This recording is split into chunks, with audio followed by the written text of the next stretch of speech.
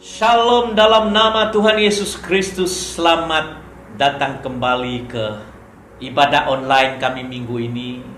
Tuhan memberkati saudara karena setia yang melalui YouTube ini. Hari ini saya ada satu pernyataan dan wahyu dari Roh Kudus, di mana saya mendapat penglihatan daripada Roh Kudus dan saya melihat Yesus Kristus muka dengan muka. Dan ada message yang tertentu kenapa saya diperlihatkan. Ini kali keempat saya melihat dia pada tanggal April 17. Dan dalam kesempatan ini saya ingin saudara mendengarkan kesaksian maupun firman Tuhan ini saya ingin sampaikan, yang sudah tentunya akan membawa berkat buat Anda. Kita hidup dalam zaman generasi profetik, era Roh Kudus. Dan Roh Kudus akan menyatakan Yesus Kristus itu dengan sesungguhnya.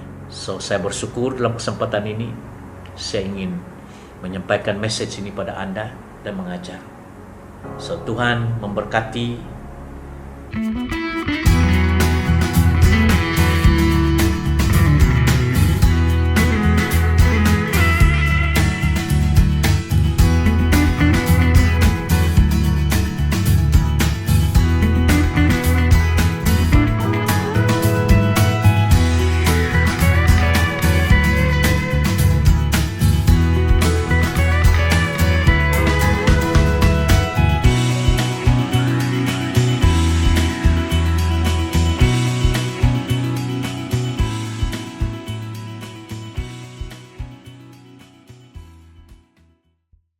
Haleluya, puji nama Tuhan Yesus Kristus, sebab Dia yang layak kita puji dan kita sembah. Selamat datang para warga negara kerajaan surga, anak-anak Tuhan, murid-murid dan pengikut-pengikut Yesus, dan para hamba-hamba Tuhan yang telah terpanggil di dalam pelayanan apostolik profetik sebagai evangelis, sebagai pastor atau gembala, maupun di dalam pelayanan sebagai dekon atau bishop. Kita merayakan sekali lagi hari ini, yaitu hari pertama minggu ini, hari di mana kita merayakan tetap kebangkitan Yesus Kristus sampai kepada kenaikannya ke surga. Pada hari Pentakosta kita menunggu. Kita sedang berada di dalam pemahaman kalender apa yang kita panggil kebangkitan Kristus. Dan apakah yang seterusnya? Sebagaimana yang kita pelajari minggu ibadah online kita yang lalu, Bishop Josiah telah menyampaikan kepada Anda kesaksian maupun inspirasi Roh Kudus bagaimana setelah dia bangkit dari kubur, Tuhan Yesus selama 40 hari dan 40 malam berulang-ulang menyatakan dirinya dan menunjukkan dirinya kepada para murid-muridnya, termasuk ke-12 rasul, yaitu tambahan mereka memilih Matius, seorang murid lagi, untuk menjadi 12 para murid. Dan sebagaimana janji Bapa, mereka menunggu di Yerusalem atas perintah Kristus, bahwa tunggu sehingga kamu dilengkapi oleh kuasa yang maha tinggi. Selama 40 hari dan 40 malam inilah Yesus menyatakan dirinya berulang-ulang melalui kuasa dan manifestasi, di mana Roh Kudus kini tinggal dan melalui hidup Yesus dalam tubuh yang fana, dalam tubuh yang dirubah menjadi tubuh rohani. Saya ingin terus memberikan inspirasi ini buat Anda. Apa yang telah terjadi di dalam kehidupan para muridnya setelah Yesus dibangkitkan, dan bagaimanakah ia memberikan contoh bahwa pada hari ini, ingatlah, hari di mana Anda mula-mula bertobat, membuat pengakuan Tuhan Yesus sebagai juru selamat menurut kitab Roma 10 ayat 10 bahwa jika engkau mengaku dia Tuhan, maka sesuatu terjadi di dalam hidupmu, di mana manusia yang lama itu telah dirubah, dihidupkan, dibangkitkan, diberikan karunia hidup kekal oleh pekerjaan Roh Kudus, dan Anda menjadi ciptaan baru. Paulus katakan dalam Korintus, barang siapa yang ada di dalam Kristus, dia menjadi makhluk ciptaan yang baru. Manusia lama itu sudah berlalu, sesungguhnya yang baru sudah datang. Pada hari itulah jiwa dan rohmu telah dibangkitkan dari kematian rohani. Amin. Anda bangkit sekarang untuk hidup bersama Kristus, dan mati adalah keuntungan. Haleluya, katakan haleluya. Puji nama Tuhan. Mari kita berdoa sebelum saya teruskan firman Tuhan ini. Bapa Abaku di dalam surga, yang kami kenal hanya di dalam nama Yesus Kristus, dan oleh persekutuan Roh Kudus, ya Aba, ya Bapa, hamba mengucap syukur, berterima kasih karena dalam kebaktian minggu ini, meskipun secara online, kami dapat menyembah dan bersatu teguh di dalam roh dan kebenaran, memuji, menyembah Engkau, dan menggelar Engkau sebagai Aba, Bapa oleh Roh Kudus. Terima kasih Bapa, karena Engkau memberikan kami kasih karunia ini lewat Tuhan Yesus. Memberikan kami kesempatan untuk menikmati karunia-Mu yang terunggul, yaitu Roh Kudus-Mu yang diam dalam diri kami. Terima kasih Bapa karena mendengarkan doa Kristus. Dan terima kasih karena menjadikan Yesus sebagai Tuhan Juru Selamat Mesiasku. Dan oleh karena darahnya itulah hamba-Mu disuci, bersihkan, dan kami mendapat pengampunan dosa. Terima kasih karena iman itu kami menerima karunia Roh Kudus yang telah dinubuatkan, dijanjikan sejak zaman Nabi-Mu Yoel. Kami adalah generasi itu yang hidup di dalam generasi zaman kasih karunia, zaman Roh Kudus dalam eranya. Terima kasih Tuhan. Hinama santo onamunia mah berakalibu sante kana mandubu. Brokola bakalabas. Aku sembah Kau. Dalam kesempatan ini Tuhan, saya mohon Roh Kudus mengurapi hamba, mengurapi setiap ucapan dan mulut dan singkapan kebenaran firman dan perintah, supaya itu menjadi firman yang hidup, makanan dan rohani yang hidup kepada setiap para pendengar, supaya firman itu kami bukan hanya mendengar, tetapi saya berdoa supaya murid-murid-Mu ini yang mendengarkan hamba mengaplikasikan setiap wahyu pernyataan firman ini di dalam kehidupan mereka, untuk membuah dan berhasil di dalam apapun yang juga. Sebab demikian kata-Mu di dalam Mazmur, ia seperti pohon di tepi sungai yang mengalir, yang berbuah pada musimnya. Berbahagialah orang yang merenungkan firman Allah siang dan malam. Roh Kudus, saya mohon, biarlah kekuatan kuasa-Mu itu di dalam inner being kami, memampukan saya juga mengaplikasikan kehendak firman-Mu dan juga perintah dan pengajaran, supaya kami menjadi orang yang berpengetahuan, yang berhikmat dalam menghadapi tantangan kehidupan ini. Oh Bapa, tutup bungkus dengan darah Yesus. Setiap kuasa iblis di awan-awan, melalui aliran ini, melalui internet ini, saya perintahkan Kau keluar. Jangan mengganggu firman Tuhan ini. Saya menghadirkan Kau saat ini. Di dalam nama Yesus, Engkau keluar roh setan. Saya istiharkan kedamaian. Saya istiharkan kehadiran, urapan roh.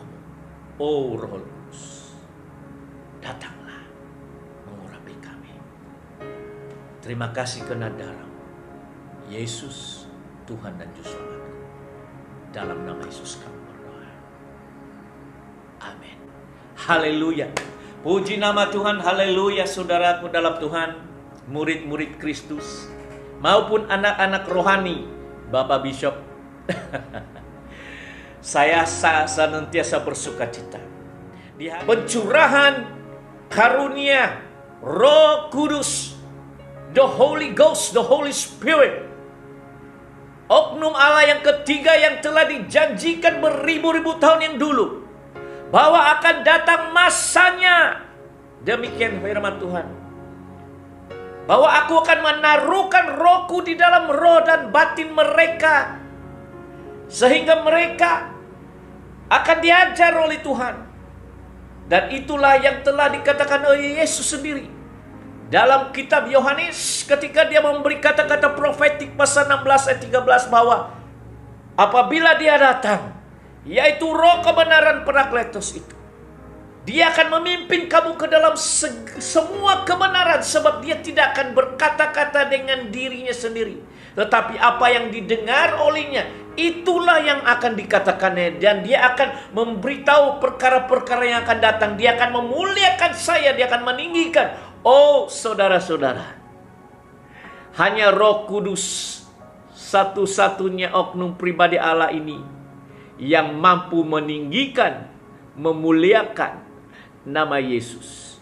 Kalau Anda mau belajar untuk memuliakan nama Yesus, meninggikan nama Yesus, belajarlah daripada guru di atas segala guru, cegu di atas segala cegu, yaitu Roh Kudus Allah. Roh yang sama yang telah hinggap melahirkan Yesus, dan ketika dalam pertama kali dia diproklamirkan, dia buka kitab Yesaya 61, dan Yesus berkata di sinagoga, Roh Allah ada padaku, sebab dia mengurapi aku untuk memberitakan Injil. Roh Kudus itulah yang memimpin Yesus ke padang pasir. Roh Kudus dengan kekuatannya itulah yang telah memampukan dia melalui penganiayaan, penderitaan, cobaan dan ujian. Hari ini saya bersyukur karena penolongku ini, Roh Kudus ini.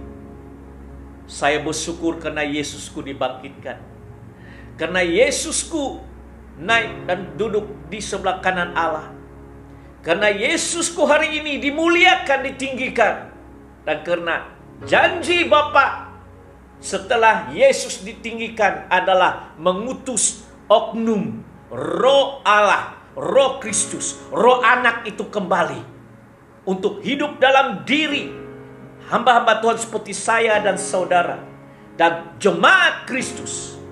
Nah, lewat wadah organisasi kami, Jemaat Persekutuan Kristen, Assemblies of Christian di Malaysia ini, maupun afiliasi-afiliasi kami di dalam pertubuhan World Bishop Council Federation di seluruh dunia, saya tetap tegaskan fondasi iman Kristen kami adalah Yesus Kristus, Tuhan dan Juru Selamat, Mesias dari Nazaret.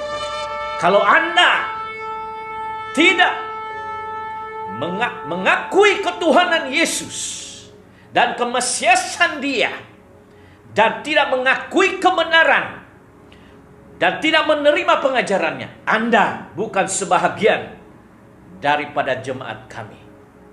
Haleluya. Nah, mari kita berbicara selama 40 hari. Saya ulangi secara singkat di dalam Kisah Rasul-Rasul yang saya telah baca minggu lalu, tapi ada satu benda yang Roh Kudus ingin saya himbau kembali.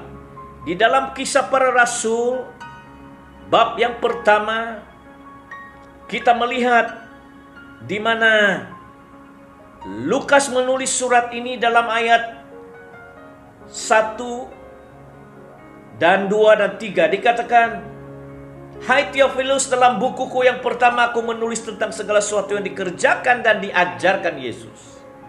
Sampai pada hari ia terangkat, sebelum itu ia telah memberikan perintahnya oleh Roh Kudus kepada rasul-rasul yang dipilihnya, kepada mereka yang menunjukkan dirinya setelah penderitaannya selesai, dan dengan banyak tanda ia membuktikan bahwa ia hidup. Sebab dia hidup, haleluya, ada hari esok. Sebab dia hidup, ku tak gentar, karena ku tahu ia pegang hari esok. Kubur kosong membuktikan dia hidup. Karena dia hidup, firman-Nya hidup. Karena Yesusku hidup hari ini. Ucapan-ucapannya itu bukanlah ucapan orang mati, tetapi ucapan orang hidup. Yesusku memastikan dengan eksekusi penggembala, Roh Kudus akan memastikan ucapan, kalimat, perkataan, pengajaran, dan juga manifestasi kemuliaan Tuhan itu masih berlaku hari ini. Karena dia bukanlah Tuhan yang mati, tetapi Tuhan yang hidup. Oleh Roh Kudus kita akan menyatakan kepada dunia, bersaksi sebagai anak Tuhan bahwa oh, Yesusku itu hidup. Oh, haleluya. Dan dia hidup, maka aku hidup. Maka aku dapat mengatakan aku menang. Aku seorang yang pemenang, lebih daripada pemenang. I am victorious dengan kuasa Roh Kudusnya. Tapi tanpa kekuatan Roh Kudus Anda tidak mampu. Haleluya. Selama 40 hari ini dia berulang-ulang menampakkan diri, berbicara kepada mereka tentang kerajaan Allah. Kerajaan Allah. Kita bukan demokrasi, kita bukan republik, kita bukan komunis, tetapi kita harus tahu bahwa kita berada di dalam kerajaan yang tidak kelihatan secara mata kasar, tetapi kerajaan. Kita menjadi sebagian daripada kerajaan Yesus Kristus di muka bumi. Jadi, ubah persepsi. Pikirkan bahwa Anda ada raja yang memiliki domain, king with a domain, kingdom. Bahwa ada Yesus dan Tuhan memilih 5 jabatan, Efesus 4 ayat 11, untuk memberikan administrasi. Bahwa ini bukan oleh rakyat, bukan dipilih oleh rakyat. Seperti Paulus katakan, aku menerima Injil ini bukan karena manusia, bukan didikan manusia, tetapi oleh wahyu dan pernyataan Yesus Kristus. Bila Yesus memilih Anda dan saya menjadi anak dan juga menjabatani jabatan, orang itu tidak perlu Anda menunggu endorsi dan pilihan daripada rakyat. Karena ini bukan demokrasi, ini adalah kerajaan.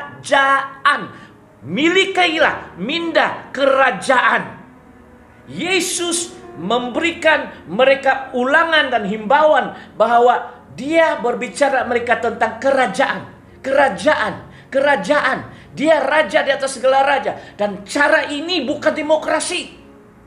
Ini adalah caranya Tuhan memerintah jemaat dan gerejanya, yaitu kerajaan. Haleluya. Pada satu ketika tempat mereka makan bersama-sama dengan mereka. Ia melarang mereka meninggalkan Yerusalem dan menyuruh mereka tinggal di situ menantikan janji Bapa yang demikian katanya telah kamu dengar daripadaku. Sebab Yohanes membaptis dengan air, tetapi tidak lama lagi kamu akan dibaptis dengan Roh Kudus. Hari Pentakosta itulah. Oh, I'm so excited. Dia di dalam aku dan aku di dalam dia, dan Yesus di dalam Bapa dan Bapa di dalam Yesus, dan Bapa di dalam saya dan Yesus di dalam saya, dan Roh Kudus di dalam saya dan aku di dalam Bapa. Haleluya. Karena itulah Alkitab mengatakan kita sedang duduk bersama dengan dia di angkasa, di surga. Pikirkanlah perkara-perkara itu. Di mana Yesus duduk, kita akan bersama-sama dengan dia.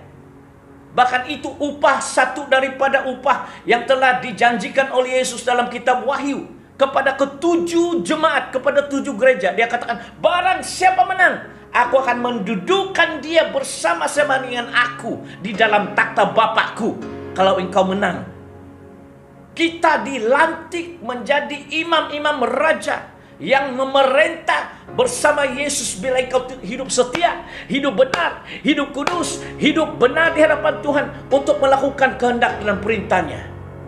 Oh, itulah sebabnya kalau orang berkata, Bishop, saya sudah bertobat, saya dibaptis, di sini saya ikut gereja, saya beri persepuluhan, bahkan saya diangkat menjadi penatua, bahkan saya deacon, bishop, bahkan saya pastor, saya ada gaji, saya diberkati, saya ada istri, saya ada anak, saya pergi penginjilan misi, saya pergi ke Holy Land. Apalagi bishop? Semuanya sudah saya lakukan. Oh, setiap anak Tuhan itu diberi kepercayaan mendirikan bait Allah itu. Bait Allah itu seperti jemaat kita. Apakah engkau dirikan dengan emas, dengan perak, dengan kayu, dengan jerami?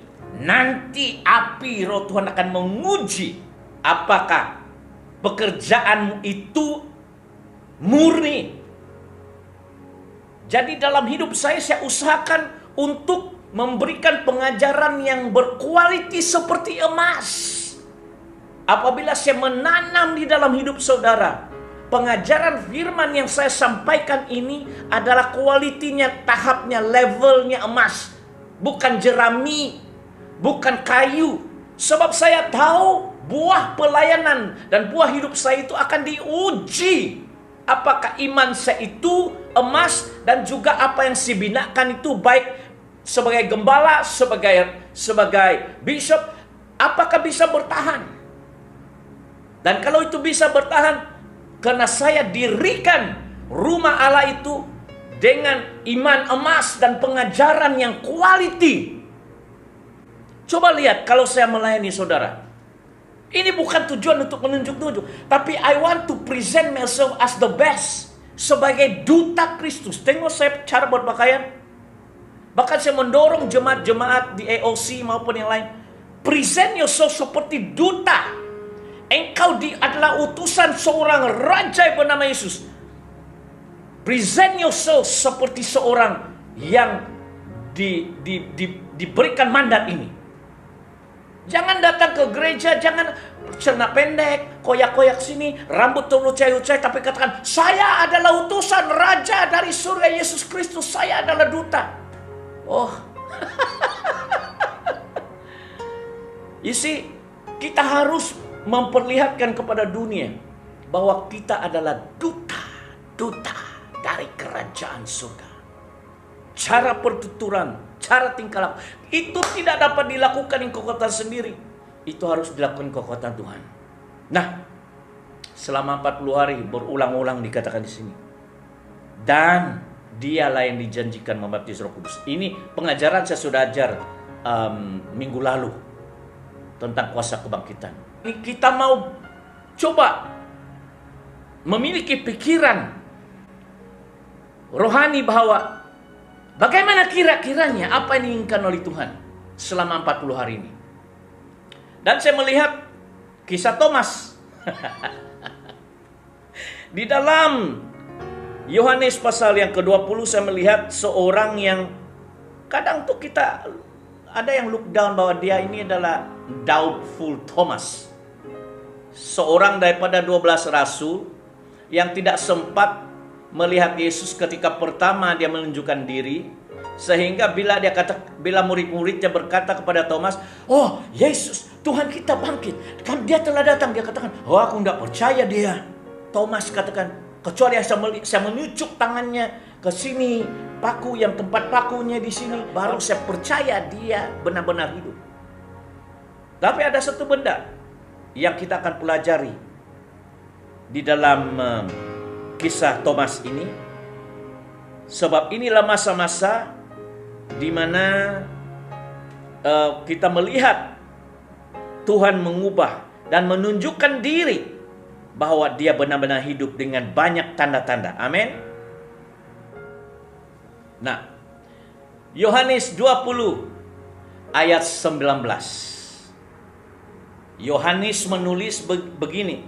Ketika hari sudah malam, pada hari pertama minggu itu, maksud dia hari Minggu lah setelah hari Sabat, hari pertama bersamaan dengan hari Minggu. Berkumpullah murid-murid Yesus di suatu tempat dengan pintu-pintu yang terkunci karena mereka takut kepada orang-orang Yahudi. Nah, mereka ketakutan. Saya sudah katakan, mereka sedang ketakutan, mereka bersembunyi. Pada waktu itu, meskipun ya pintu-pintu itu dikunci, pada waktu itu datanglah Yesus dan berdiri di tengah-tengah mereka dan berkata, damai sejahtera bagimu. Dengan kata lain, shalom. Shalom dalam bahasa Greek maksudnya peace be unto you. Shalom. Damai sejahtera bagimu. Kok bagaimana bisa pintu-pintu dikunci, tetapi tiba-tiba dia datang di tengah-tengah mereka? Aha. Itulah yang saya katakan, Yesus yang bangkit itu sudah diubah oleh kuasa Roh Kudus sehingga dia memiliki tubuh yang rohania, yang mana tidak payah dia masuk pintu dan ketuk pintu, tidak payah. Dia just dengan kuasa Roh Kudus just mengangkat dia ke tempat ini dan bawa dia ke satu tempat dan di situ. Ya, itu kuasa Roh Kudus. Dalam Kisah pasal 1 ayat kita telah membaca bagaimana selama 40 hari itu dia memberitakan perintah kepada murid-muridnya oleh kuasa Roh Kudus dalam dirinya. Sekarang di tubuh Yesus ini dan pribadi Yesus ini sudah dimuliakan menjadi tubuh yang fana yang tidak boleh mati, tetapi dia berada di dalam lingkupan penuh kuasa Roh Kudus. Di mana kalau Roh Kudus dan dia menginginkan untuk berada di Yerusalem saat ini, Roh Kudus akan datang, ambil dia dan dia akan berada di satu tempat. Ingat enggak? Setelah Filipus penginjil itu dalam Kisah Rasul-Rasul memberitakan Injil kepada seorang sida-sida di Ethiopia dalam satu perjalanan ya, dan dia membaptis sida-sida itu. Dan setelah dibaptis dikatakan Roh Kudus datang dan mengangkut Filipus dan membawa dia ke satu tempat. Jadi begitulah, tidak payah melalui pintu sudah. Pintu-pintu dikunci, tetapi dalam ayat 19 ini dikatakan tiba-tiba Yesus datang dan berdiri di tengah-tengah. Begitu. Ini adalah kuasa Roh Kudus.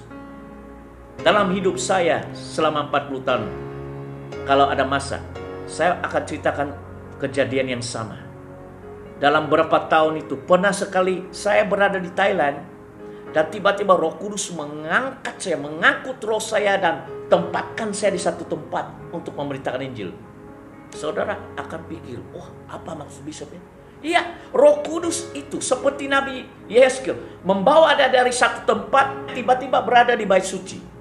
Yesus itu berada dalam kuasa Roh Kudus ini, diangkat dan ditempatkan setempat. Hari ini dia di Yerusalem, hari ini dia di Yudea, tidak payah naik Asia, tidak payah jalan kaki. Dia berada di dalam kuasa Roh Kudus. Roh Kudus itu yang mengangkat dia, begitu dia hilang, dia ada di sana. Tiba-tiba dia ada di sana. Dan ini dikatakan damai sejahtera bagi kamu. Ayat 20. Sesudah berkata demikian, ia menunjukkan tangannya, lambungnya kepada mereka. Mereka akan, mungkin setelah mereka menunjukkan tangannya, ada paku, murid-murid katakan, ya ini benar nih, lambung, nah tengok di sini, ini cucukannya, ada di lambungnya, ada masih kesan luka ya, kesan luka. Ini Yesus. Mereka sembah anak Allah. Dan saya percaya Yesus katakan, sudah saya katakan kepada kamu bahwa saya mati 3 hari 3 malam seperti nubuat itu, bahwa sebagaimana Yunus berada di perut ikan 3 hari 3 malam, tapi hari ketiga paus ikan itu memuntahkan Yunus, Begitu juga anak manusia.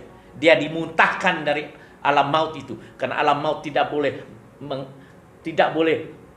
mengurung kehidupan itu. Yang hidup. Yesus itu hidup, bukan mati.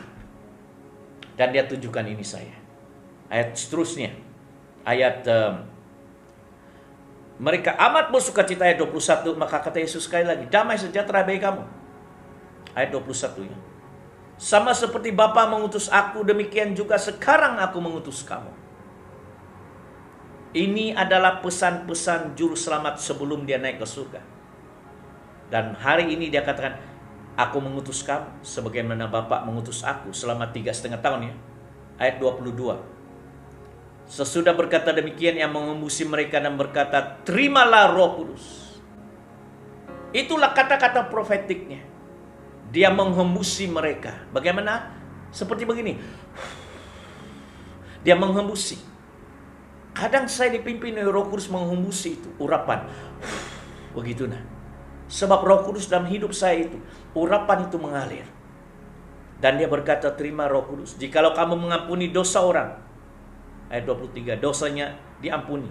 Dan jikalau kamu menyatakan dosa orang tetap ada, dosanya tetap ada. Apa maksudnya di sini? Tuhan Yesus memberikan mereka mandat untuk berfungsi dalam urapan hakim.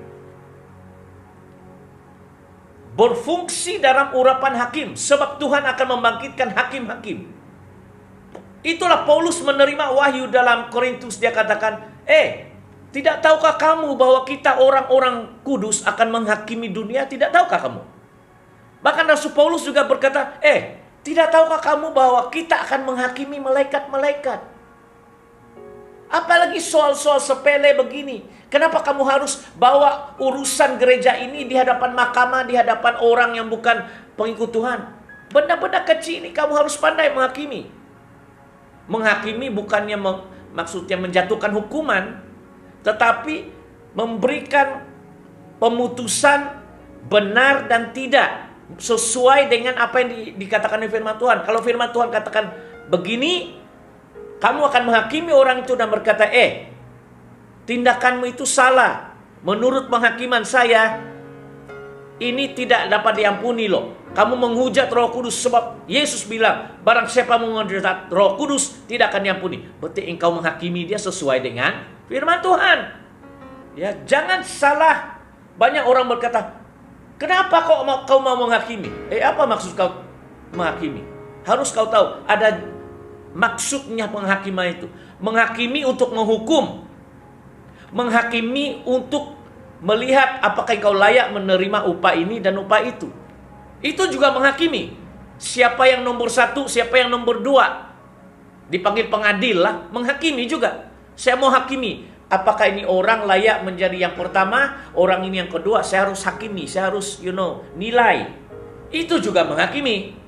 So, di sini Yesus ingin menyatakan, jika kamu mengampuni dosa, dosanya diampuni. Jikalau kamu menyatakan orang tetap ada, dosanya tetap ada. Maksud dia, Anda boleh menilai, memberi penghakiman melalui firman Tuhan, bahwa jikalau orang ini melakukan sesuatu yang tidak benar, dan walaupun dia berusaha mengatakan, saya berlaku benar, tapi kalau saudara melihat sebagai orang bijaksana, Anda akan mengatakan, ini tetap dosa.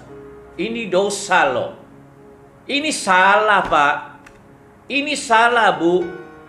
Sesuai dengan pengajaran firman Tuhan, saya sebagai hamba Tuhan, saya memberikan penghakiman ini pada Anda. Ini salah. Firman Tuhan menyatakan tidak boleh begini Bu. Itu maksud saya. Dan kalau dia bersikeras, apa maksud kamu? Ya, kamu tidak dapat diampuni kalau begini. Sebab jalanmu salah, dosamu tetap ada. Well, ini adalah makanan keras. Ini yang maksud Yesus. Kita harus menghakimi dengan berdasarkan firman Tuhan. Menunjukkan pada orang itu bahwa ini yang salah, ini yang benar. Berarti kau menghakimi dia. Bu, dari apa penilaian saya? Perbuatan Anda itu salah. Itu dosa. Dan kalau orang itu jawab, kau jangan menghakimi saya. Iya memang. Saya dipercayakan Tuhan untuk menunjukkan, menyatakan kepada Anda mana yang salah, mana yang benar. Macam Raja Salomo yang menghakimi perempuan siapa milik bayi itu. Dia hakim, dia menghakimi. Mana satu yang benar? Itu yang Paulus katakan. Bukankah kita itu akan menghakimi dunia? Bukankah kita itu akan menghakimi malaikat loh? Bukan kita dalam posisi ya seperti Tuhan, tidak. Tetapi kita dipercayakan Tuhan dengan satu mandat ini untuk menyatakan, saudara, Tuhan Yesus bilang begini, maka itu salah. Penghakiman saya terhadap ini, kamu salah dong. Karena Yesus bilang begini, kau melawan. Nah, itu berarti kau menghakimi dia, tetapi melalui apa yang Yesus katakan. Itu boleh.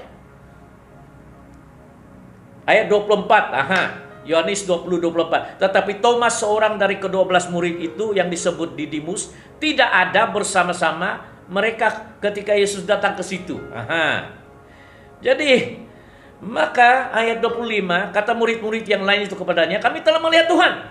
Tapi Thomas berkata kepada mereka, sebelum aku melihat bekas paku pada tangannya, dan sebelum aku mencucukkan jariku ke dalam bekas paku itu, dan mencucukkan tanganku ke dalam lambungnya, sekali-kali aku tidak akan percaya. Maka Yohanes 20:26, 8 hari kemudian, berarti 1 minggu kemudian, kan Yesus tidak naik ke surga, dia 40 hari. Dia ada 40 hari.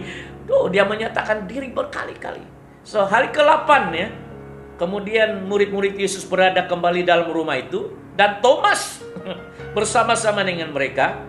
Dan sementara pintu-pintu terkunci, Yesus datang dan berdiri di tengah-tengah mereka dan berkata, "Shalom, damai sejahtera bagimu." Kemudian ia berkata kepada Thomas, Tuhan sudah tahu. Tuhan sudah tahu Thomas bahwa dia meragui dia.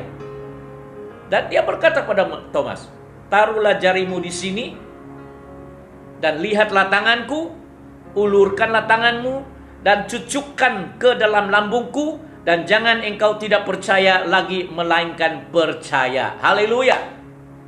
Yesus tidak mengucilkan Thomas. Yesus datang memberi jawaban kepada keraguan-raguan Thomas. There is nothing wrong. Tidak ada salah untuk kau meragu-ragukan. Saya banyak keraguan, tahu enggak? Benarkah Tuhan menyembuhkan? Saya mau melihat. Dan saya dengan iman, saya katakan, Bapak, benar enggak? Bila saya tumpang tangan sebagaimana Markus 16 katakan, mereka akan sembuh. Saya ada keraguan-raguan loh. Tapi saya tumpang tangan, sembuh dia. Saya usir setan dalam nama Yesus, sembuh dia. Oh, saya katakan ini memang benar. So sometimes ada ragu yang positif lah, bukan ragu yang negatif. Thomas meragui Yesus karena dia tidak melihat dan dia belum ada kemampuan iman seperti itu. Tapi percayalah, Thomas menjadi salah seorang daripada orang general iman, tahu enggak? Sehingga dia dihantar ke India. Menurut sejarah dia mati di sebelah India sana. Thomas merupakan salah seorang yang cukup percaya Tuhan setelah itu, karena dia pengalaman. Dan dikatakan dalam ayat yang ke-28, Yohanes 20:28, Thomas menjawab. Dia katakan apa? Ada 2. Dia katakan, "Ya Tuhanku," bahasa Inggris ya. My Lord, maksud dia Tuhan, Raja, ya. And my God, ya Tuhanku dan Allahku. You see? Dia mengakui ketuhanan Yesus. Dia melihat bukti, dia bukan mati dan hidup. Dia mengakui Yesus itu Allah. Dan Yesus tidak katakan, "Oh jangan, saya bukan Allahmu." Tidak. Ya Tuhanku dan Allahku. My Lord and my God. Ayat 29 adalah untuk kita semua. Ayat 29 untuk saya dan Anda. Coba kita lihat ayat 20, Yohanes 20 ayat 29. Kata Yesus kepadanya, "Karena engkau telah melihat aku, maka engkau percaya. Berbahagialah mereka yang tidak melihat namun percaya.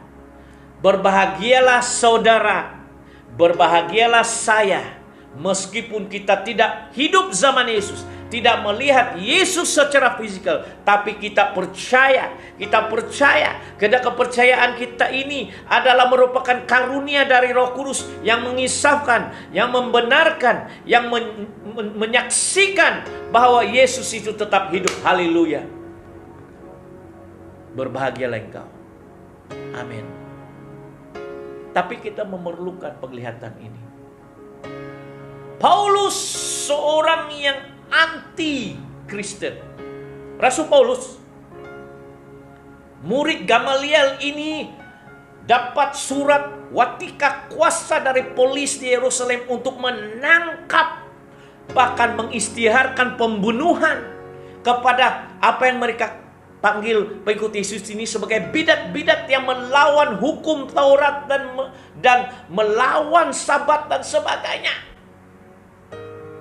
Paulus membawa surat ini pergi menuju ke kota Damaskus pada zamannya. Paulus ini namanya Saulus, ingin memenjarakan dan kalau boleh membunuh. Dan sementara dia naik kuda ya waktu itu dengan utusan-utusan menyertai dia di Damaskus. Dalam kisah Rasul-Rasul dikatakan tiba-tiba cahaya di surga, cahaya memancar di depannya. Cahaya terang itu begitu dahsyat sehingga dia jatuh rebah dalam kuasa kehadiran itu. Rebah dia jatuh. Ya, bila kamu melihat satu tumpang tangan atau ada orang yang rebah di bawah kuasa Tuhan, itu kuasa Allah itu. Ya. Dan terdengar suara dikatakan, Saulus, Saulus, mengapa engkau menganiaya aku? Tidak payahlah kau melawan-lawan ini, Saulus. Itu kata kasarlah. Dan ketika Paulus nampak itu cahaya dan mendengar itu suara Yesus dan berkata, siapakah engkau, Tuhan? Dan Yesus menjawab di dalam cahaya berkilauan itu, dia katakan, akulah Yesus yang engkau aniayai, tetapi bangunlah. Dan dia memberikan mandat bahwa dia telah dipilih menjadi rasul kepada orang non-Yahudi, dan dia telah diangkat dan dipakai Tuhan seumur hidupnya. Rasul Paulus dari Saulus si penganiaya kepada Paulus seorang apostol menulis 16 surat dalam perjanjian baru yang kita panggil Alkitab perjanjian baru. Dia menulis 16 surat dari Paulus itu. Seorang teolog, seorang dokter, seorang yang belajar ilmu hukum Taurat. Dia adalah guru. Tetapi Tuhan pakai teologianya itu untuk memberikan dasar-dasar doktrin pengajaran kepada gereja Tuhan yang bukan orang Yahudi. Dia adalah rasul kepada bukan bangsa Yahudi. Dan itulah gereja hari ini. Lewat tulisan-tulisan Paulus yang diinspirasi oleh Roh Kudus, Paulus mengatakan bahwa tulisannya itu adalah dipimpin oleh Roh. Nubuatan itu bukan kekuatan manusia, Petrus katakan, tetapi oleh Roh Kudus memberikan mereka, memimpin mereka untuk bernubuat dan menuliskan. Paulus membangkitkan, mengunjungi, menjadi bapa rohani, mendirikan gereja-gereja Efesus, Galatia, itu semua pelayanannya. Dan dia menurut tradisi di pancung kepala akhir hidupnya. Kita tidak tahu bagaimana zaman Rom, tapi begitu dahsyatnya impaknya itu. Haleluya. Itulah kuasa kebangkitan Yesus. Karena Yesus dibangkitkan, maka hari ini dia tetap hidup. Bagaimana? Bagaimana Bishop Anda tahu? Saya tahu karena Roh Kudus di dalam diri saya adalah roh yang sama di dalam diri Yesus. Cuma status dan level tidak sama. Karena Yesus dipenuhi Roh Kudus tanpa had. Tetapi kita dipenuhi oleh Roh Kudus dengan mandat tertentu. Kalau Anda dipanggil sebagai gembala, gembala. Kalau sebagai nabi, ya nabi. Kalau sebagai rasul, ya rasul. Kalau sebagai penatua atau bishop, ya bishop. Ada level. Itu kerajaan Allah. Ada level authority, ada level tertentu. Tetapi saya tahu bahwa Roh Kudus hari ini mengurapi saya untuk menjadi pelayanan. Dan saya tahu dia hidup. Kenapa? Sebagaimana Thomas melihat Yesus, sebagaimana murid-murid melihat Yesus. Tahukah Anda bahwa dalam zaman curahan Roh Kudus, nubuatan Nabi Yoel berkata, demikian firman Tuhan, aku akan mencurahkan rohku kata semua manusia. Anakmu laki-laki dan perempuan akan bernubuat. Terunamu akan mendapat penglihatan dan orang-orang tuamu akan mendapat mimpi. Nubuatan, mimpi, dan penglihatan adalah bahasa rohani Roh Kudus hari ini untuk menyatakan siapa Kristus kepada kita. Banyak orang bernubuat hari ini. Bukan semestinya nabi. Banyak orang mendapat penglihatan kunjungan Yesus. Bahkan orang yang bukan Kristen seperti Paulus mendapat kunjungan Yesus melalui penglihatan. Dan penglihatan malam yang dipanggil mimpi. Orang-orang tua, Nabi Daniel mendapat mimpi, mendapat penglihatan. Saya seringkali mendapat penglihatan melalui penglihatan nampak dan penglihatan mimpi. Haleluya. Dan itu membuat saya tidak ragu-ragu Yesus itu hidup. Selama 40 tahun 3 kali Yesus menampakkan diri pada saya. Nah, saya lihat dia muka dengan muka dan dia berbicara melalui rohnya. Dia berbicara setiap fasa, setiap 10 tahun, 15 tahun, Yesus akan datang pada saya dan menyatakan diri dan memberikan tugas mandat saya yang seterusnya. Misi saya seterusnya. Pertama saya ketemu Yesus muka dengan muka. Ketika pertama saya berseru mau mencari kehendaknya. Tahun 81. Saya nampak muka Yesus.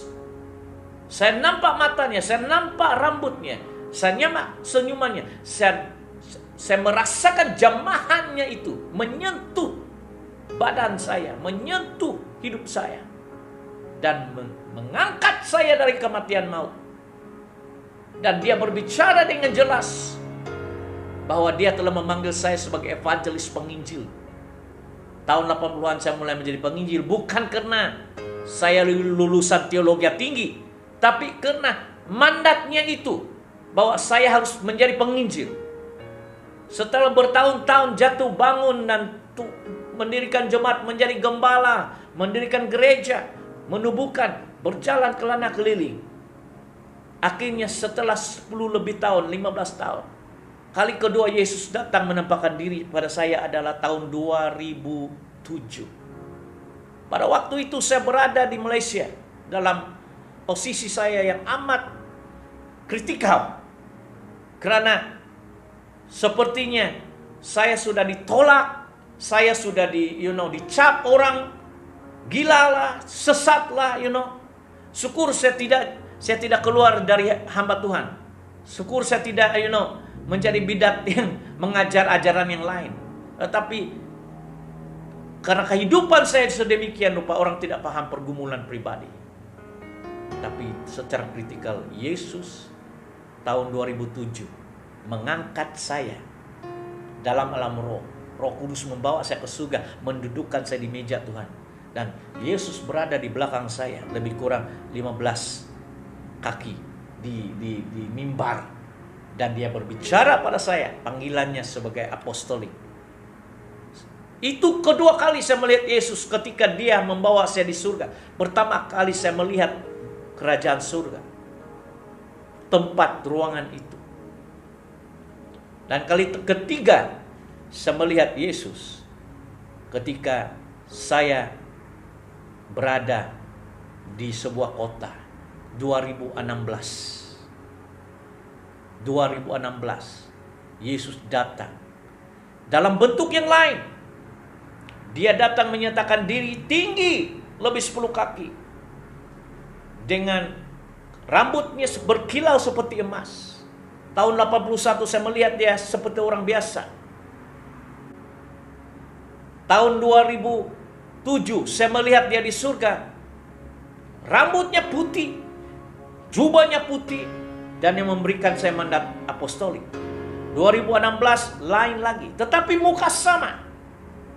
Harus kau tahu, Yesus itu seperti domba, Yesus itu seperti singa, Yesus itu seperti lembu yang melayani, Yesus itu seperti burung elang yang berterbangan dalam divinity.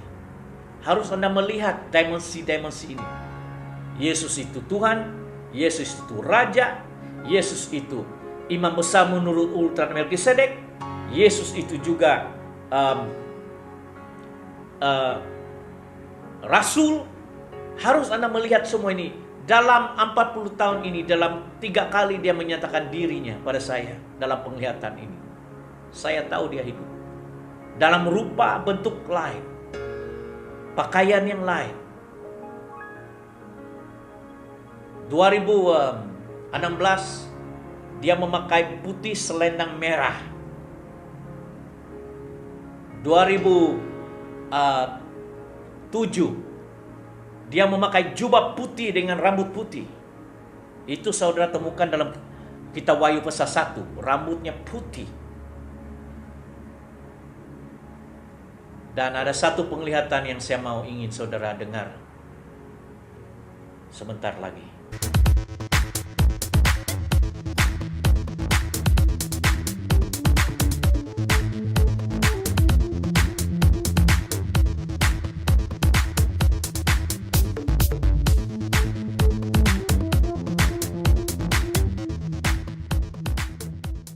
Saya ingin memberitakan pada Anda pelayanan online ini. Saya tidak sangka beberapa hari yang lalu saya kurang tidur, banyak berdoa dan merenung, bahkan mendoakan ramai orang karena suasana yang tidak tentram di Thailand, di Malaysia. Bahkan orang mengatakan itu penghakiman dari Tuhan. Dan di Eropa, saya tahu banyak dosa, tetapi itu manusia yang perlu diselamatkan, betul dan? Saya daripada menghakimi mereka, saya lebih banyak berdoa untuk orang Amerika, orang Eropa, orang Asia, supaya lewat ini mereka lebih mencari Tuhan, supaya ada pertobatan di negara Cina, di Indonesia, di Amerika, di Eropa, supaya mereka mulai cari, supaya mereka mulai menyadari bahwa uang tidak akan dapat memberikan keselamatan, kuasa. Saya pernah melihat video di Eropa, seorang jutawan di Eropa itu, jutawan, memiliki harta jutawan, tetapi ketika COVID-19 itu melanda di sana, dari cerita apa yang saya dengar, istrinya mati, anak-anaknya mati, keluarganya mati. Dia jutawan, tapi tidak dapat menyelamatkan. Kau tahu apa yang dia lakukan? Dia naik ke bangunan yang paling tinggi sekali, dan di depan live ada videonya itu. Dia terus bunuh diri, jatuh dari bangunan, hempap di situ. Jutawan, tetapi tidak dapat menyelamatkan keluarganya. Apakah saya mau menghukum dia? Tidak. Saya kesian. Karena apabila Anda berada di luar perlindungan Tuhan dan Anda tempatkan iman itu, bukan dasarnya iman firman Tuhan di situ. Bila cabaran ini bagi saya baru permulaan tanda-tanda. Dalam Matius 24 dikatakan akan ada banyak tanda, termasuk perang. Penyakit sampar ini baru permulaan. Akan bakal terjadi lagi banyak. Tapi tidak payah saya takut-takutkan Anda, cukuplah. Dan sementara ini saya merenung, mendoakan sometimes jam 2 pagi, jam 3 pagi. Saya mendoakan, saya menangis, terseduh-seduh. Pernah tidak Anda melihat bishop menangis terseduh-seduh seperti anak kecil dengan cucuran air mata? Enggak payah saya beritahu, saya senantiasa menangis terseduh-seduh, mendoakan saya, keluarga Anda semua. Dan pada tanggal April 17, saya terbangun daripada penglihatan mimpi ini. Saya tidak menyangka, tetapi saya merindukan Tuhan berbicara pada saya. Dan ketika saya bangun, saya melihat jam di kantor saya, jam 5.46 pagi. April 17, 2020. Saya catat di buku ini. Saya catat. Kalau saya mendapat mimpi penglihatan, Nabi Daniel pasal 7 katakan, dia bangun, dia mencatat semua. Sangat bagus. Ini adalah buku catatan kalau saya mendapat penglihatan dari Tuhan.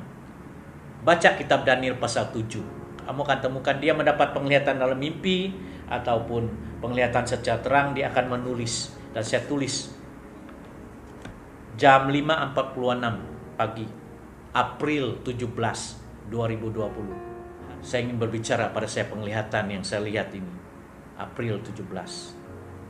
Nah, mari saudara nyatakan sebagaimana seperti Thomas dan sebagai seorang hamba Tuhan dalam urapan profetik ini, Tuhan seringkali berbicara kepada saya melalui penglihatan dan mimpi.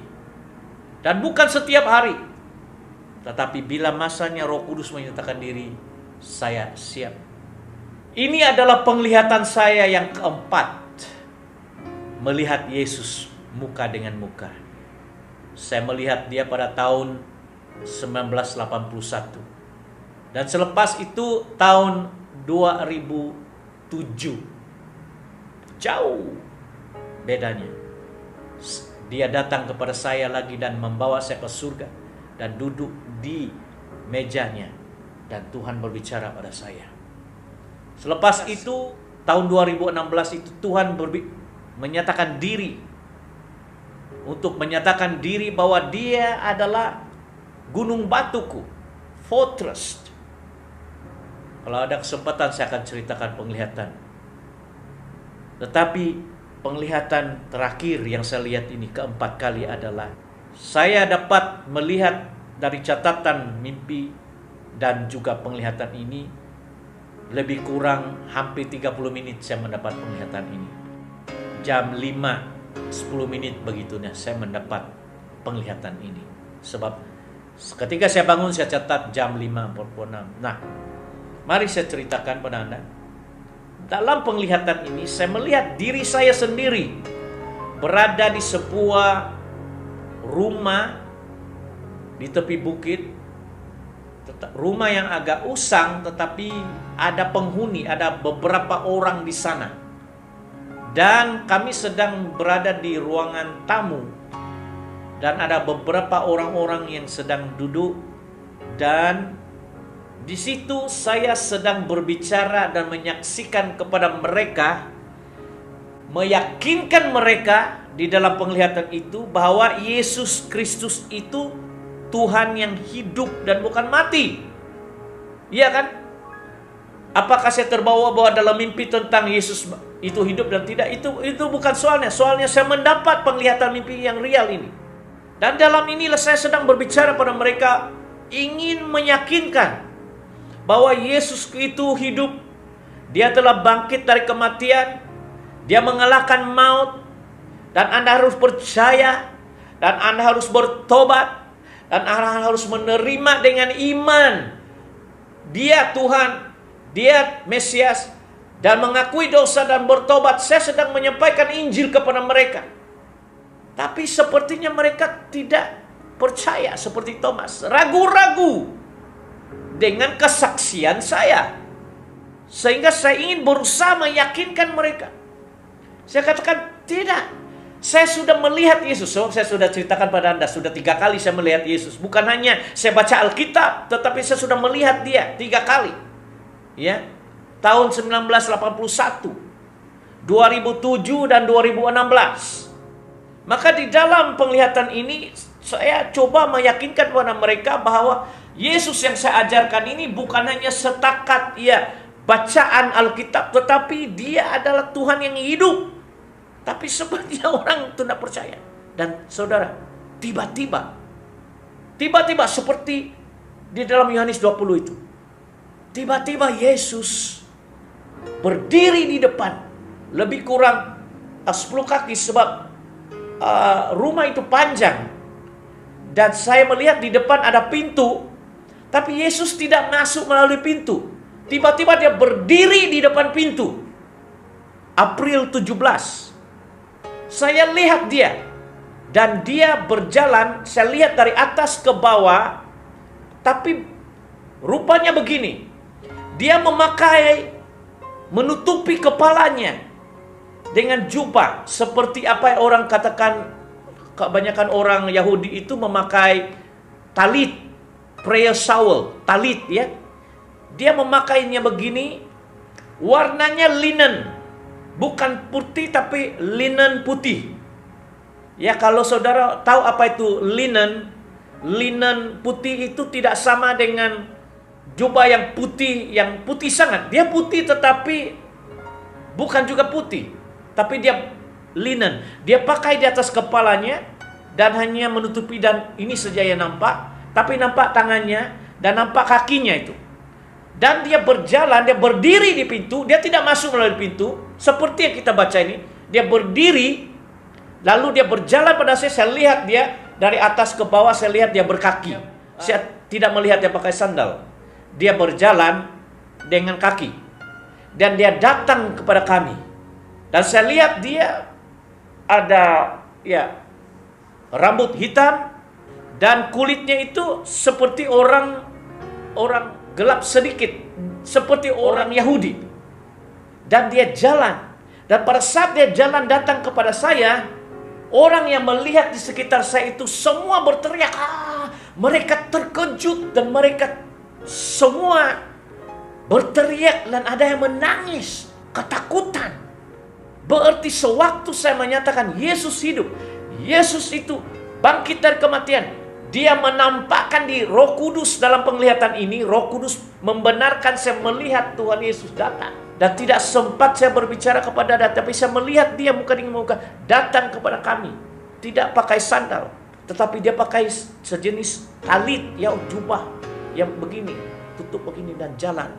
Oh, ketika saya melihat itu, saya terus rasa bulu kuduk saya itu macam, saya melihat dia dan saya terbangun.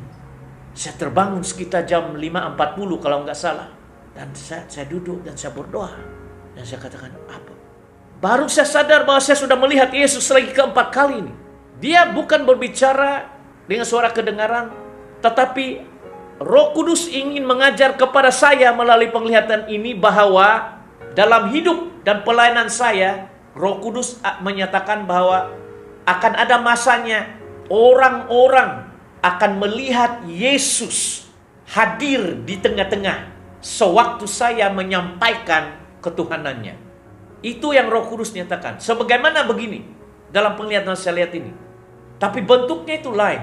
Dia tutupi dengan jubahnya sekali, ya. Bukan seperti waktu saya melihat ketika 2007 rambut putih, ya, dengan jubah putih.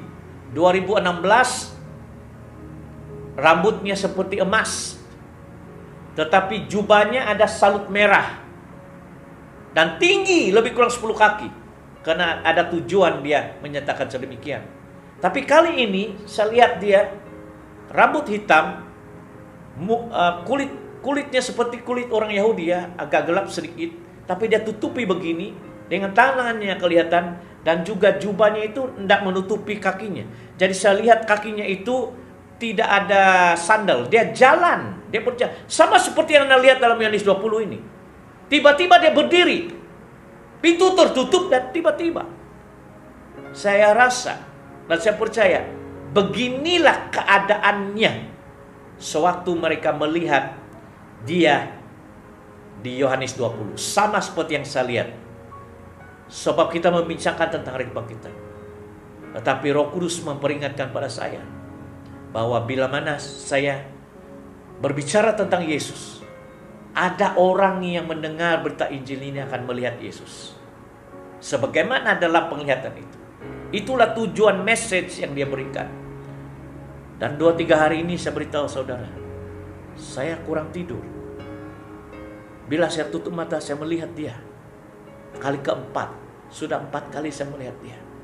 Saya menyadari, Yesus yang saya beritakan ini bukanlah Yesus yang Alkitab, ya, yang kita pelajari melalui teologia, kristologi, tetapi real. Saya mau berjalan dengan Yesus. Saya berdoa Bapa di surga kepada mereka yang mendengar. supaya Anda melihat Yesus seperti mana saya melihat Yesus, untuk meyakinkan pada Anda bahwa Dia hidup. Bapa, saya berdoa supaya mereka juga bisa melihat, sebab itu bagian daripada kami generasi yang dinubuatkan Yoel, bahwa Nabi Yoel hari-hari terakhir kami akan mendapat penglihatan-penglihatan dan menerima mimpi-mimpi, bahkan bernubuat. Tuhan, 2020 inilah generasi kami, generasi profetik. Saya berdoa Bapa, supaya generasi ini dapat melihat penglihatan dan mimpi dan bernubuat sebagaimana hamba-Mu. Saya melepaskan urapan dan berkat ini kepada mereka yang memberi, yang menabur benih dalam hidup saya. Kau berkati kembali. Terima kasih Bapa.